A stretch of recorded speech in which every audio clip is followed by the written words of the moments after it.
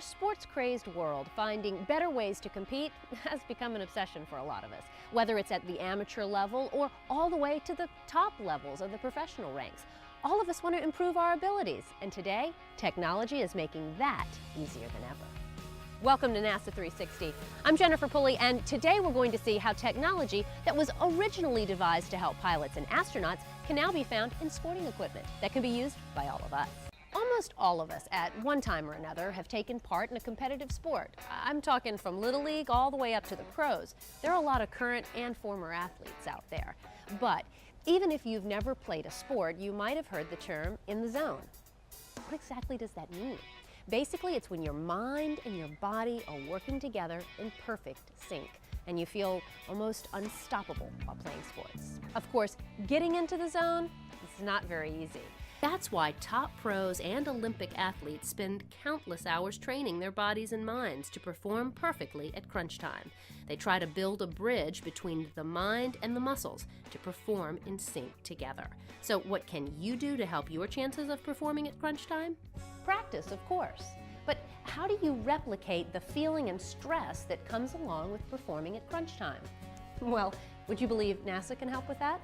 My friends Dr. Pope and Dr. Prinzel have developed a cutting-edge technology called the Z.O.N.E that uses biofeedback to help athletes train their mind and muscles for athletics.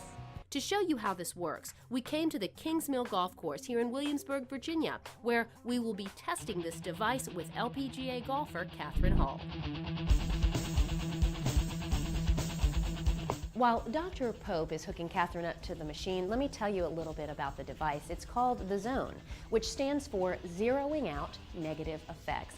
Basically, it uses biofeedback to help train a person to put their mind and muscles in sync while performing a specific task, like putting, for instance. Now, originally, NASA used this type of biofeedback training to help pilots stay alert throughout long trips, but it was found to work in many other ways, including sports. The device works like this. An off-the-shelf golf putting practice system was modified to monitor either physiological conditions or brainwave functions within the subject. If the subject is too tense or has the wrong brainwave activity, several visual and auditory cues will give them feedback, which forces them to alter their present state. For example, if the subject is not at optimal levels, the putting surface will undulate, the hole size will decrease, and the mounting laser will swing wildly. But once the subject's muscles or brain waves are at optimal levels, the trainer will relax, allowing the subject to putt. The objective for trainees is a perfect putt every time, even under the most stressful conditions. It's awesome. It makes you think about relaxing your body, and not just in your face, but the rest of you. Professionals, just like everyone else, get nervous and excited, especially in a stressful moment, such as making a putt to win the tournament. The ability to be able to relax and focus and concentrate, but mostly clear your mind, not have all those swing thoughts, not overthink the putt is very important. Tell us why NASA, or how NASA got involved with golf and biofeedback. This research started out, we were looking at trying to improve the attention and cognitive state just for pilots and air traffic controllers, trying to help them do their job better. And what we discovered is some of the same responses we were getting with pilots while they were on the flight deck or controllers while they were managing air traffic was some of the same things that we saw from other research that was for golfers, for example. So we thought, well, we could apply some of this technology to helping pilots, because pilots and air traffic controllers really like golf. They like to do it in their recreation time. And this was a way that we can employ these techniques in a fun way, one that would make it very rewarding and keep them motivated, to keep them wanting to keep doing this.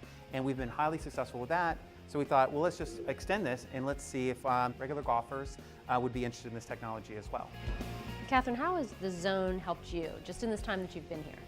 Well, it's instant feedback on how relaxed your body is, and basically from head to toe. And when I'm over here and the laser's moving, as soon as I can calm everything down internally, then the laser stops and I'm able to putt at my best.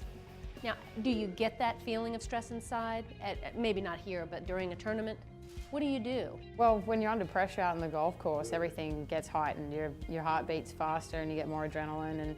And I think that the key for us out there is to control everything using our breathing, but this gives me another kind of physiological response, and something else to think about that I can kind of tone down if I do get in a pressure situation.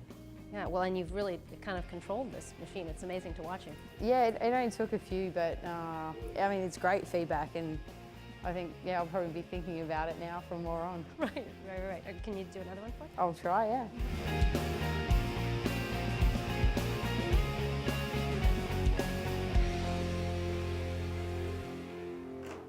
Yeah.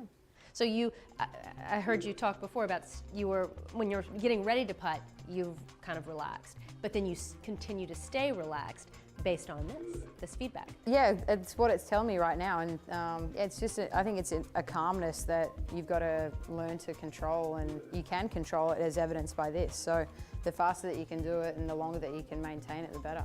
So is putting the only application for this type of biofeedback? Putting was just the first application that we chose because a lot of the pilots and controllers reported that they enjoyed playing golf, and so this was one way we thought we could embed, in a fun way that we know that they would keep at it and keep practicing the skills that we had taught them while they were at our center. What we have found, though, is that since NASA's involved with quality of life, and what we've learned is that we can employ this type of technology in essentially any type of activity that people find enjoyable. There you have it. As you can see, NASA technology isn't just being used in space. All of us can benefit from it in one way or another. That's it for now. For Johnny Alonso, I'm Jennifer Pulley. Catch you next time on NASA 360.